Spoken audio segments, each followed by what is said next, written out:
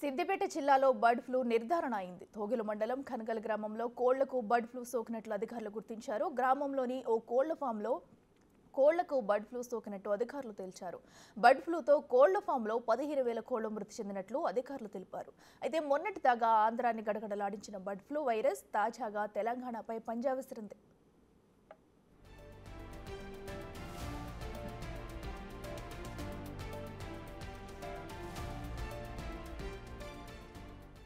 రెండు నెలలుగా యాదాద్రి, భువనగిరి, నల్గొండ తదితర జిల్లాల్లో పెద్ద ఎత్తున కోళ్లు బర్డ్ ఫ్లూతో చనిపోగా ఇటీవల రంగారెడ్డి జిల్లా అబ్దుల్లాపూర్మెట్ మండలం బాట సింగారంలోని ఓ పౌల్ట్రీ ఫామ్లో వేల సంఖ్యలో కోళ్లు చనిపోయాయి.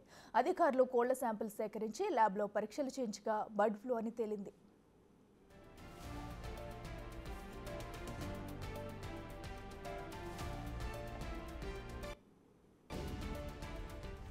రంగారెడ్డి జిల్లా బాట సింగారంలోని పౌల్ట్రీ ఫామ్లో బర్డ్ ఫ్లూ సోకడంతో వేల సంఖ్యలో కోళ్లు చనిపోయాయి. ఆ కోళ్లను పరిశీలించిన అధికారులు శాంపిల్స్ ని భోపాల్లోని national institute of high security animal diseases కు పంపించారు. ఆ కోళ్లకు H5N1 వైరస్ సోకిందని సైంటిస్టులు ధృవీకరించారు. దీంతో సదరు పౌల్ట్రీ ఫామ్లోని దాదాపు 10,000 కోళ్లను చంపేసి జేసీబీ సాయంతో పూడ్చిపెట్టారు. ఆ ఫామ్ను సీజ్ చేయడంతో పాటు అబ్దుల్లాపూర్మెట్ ప్రాంతంలో కోళ్లు, గుడ్లు అమ్మకుండా నిషేధం విధించారు.